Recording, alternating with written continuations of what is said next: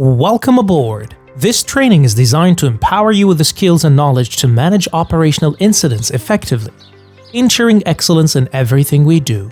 Operational incidents are a common part of our daily work. That is why it's crucial to understand what constitutes a risk and how to identify it effectively.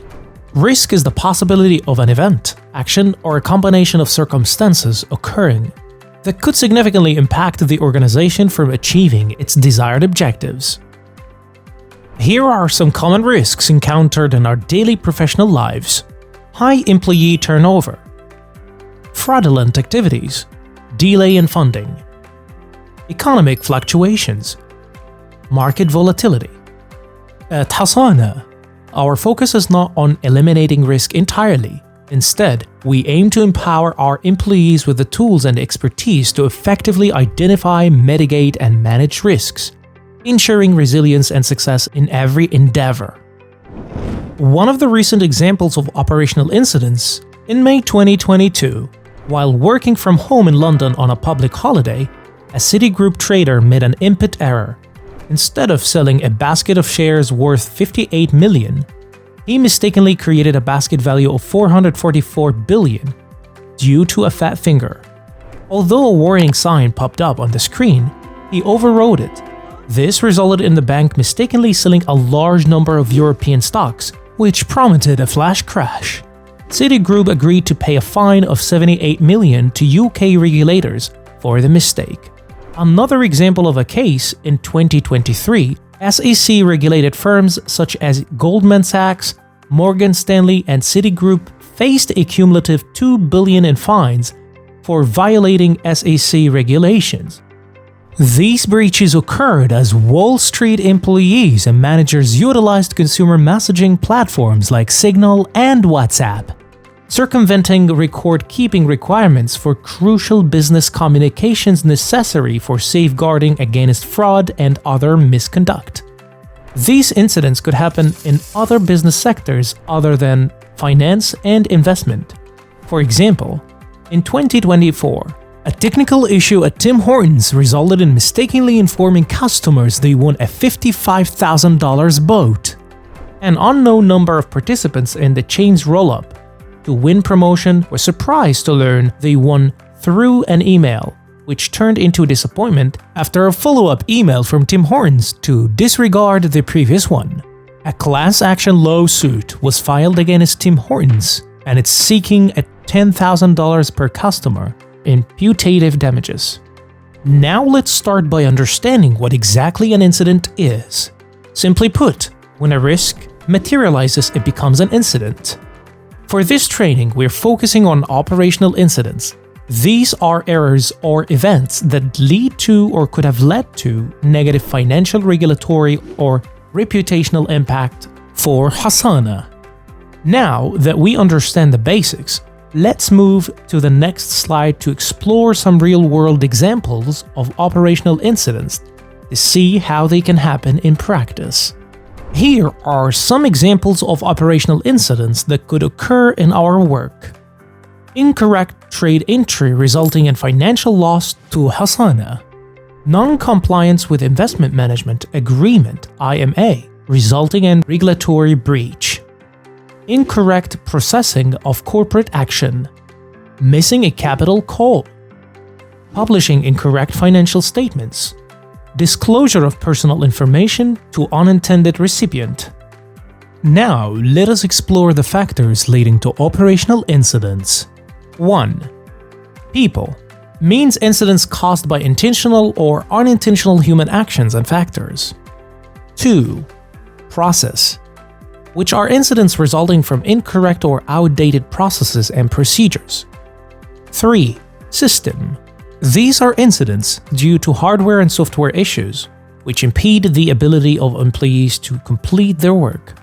4. Third party, which are incidents caused by third-party vendors such as brokers, custodians, service providers, or investment managers. Operational incidents can impact Hasana in a few key ways. Let's take a closer look at each type. Financial loss. This happens when an incident directly results in a financial loss, such as overdraft fees or entering the wrong trade. leading to a loss due to unfavorable market movements. Remember, these are actual losses and not notional losses. Financial gain. Interestingly, not all incidents lead to losses. Sometimes, mistakes can result in gains, like entering the wrong trade that coincidentally benefits from a favorable market change. While this may seem like a win, it's still considered an operational incident. Revenue adjustment. Sometimes, an error leads to adjustments in revenue, such as overpayment to an employee or a vendor. These errors may not result in an immediate loss, but will require correction in the next payment cycle. Near miss. These are incidents where no financial impact occurs, but they still highlight potential breakdowns in controls. For example, an IT disruption after trading hours or sending sensitive information to the wrong recipients. It's crucial to report near misses, as they can act as early warning signs for bigger issues down the road. By understanding these different impacts, we can better identify and manage operational incidents before they become bigger problems. Let's explore your roles and responsibilities in managing operational incidents through the 3 lines of defense model. The first line of defense. As a risk owner, you play a critical role in acknowledging and managing operational incidents that arise in your day-to-day activities. Whether you're working in regional investments, international investments, operations, strategy, or human resources, it's your responsibility to ensure incidents are promptly escalated to the right teams with all necessary details. Remember, quick action and clear communication are key. The second line of defense. This is where our risk, legal, governance, and compliance teams come in. They provide the essential framework, guidance, and support to help the first line effectively manage and mitigate operational incidents. Think of them as the backbone, offering the tools and resources you need. The third line of defense.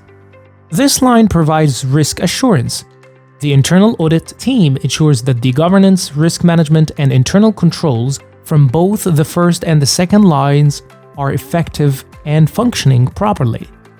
They provide an extra layer of oversight to ensure we are on track. Together, the 3 lines work in alignment to identify, mitigate, and manage risks, ensuring effective communication, coordination, and collaboration at every level. In the event of an operational incident, here's what needs to happen. All operational incidents must be reported immediately, while taking steps to address the issue.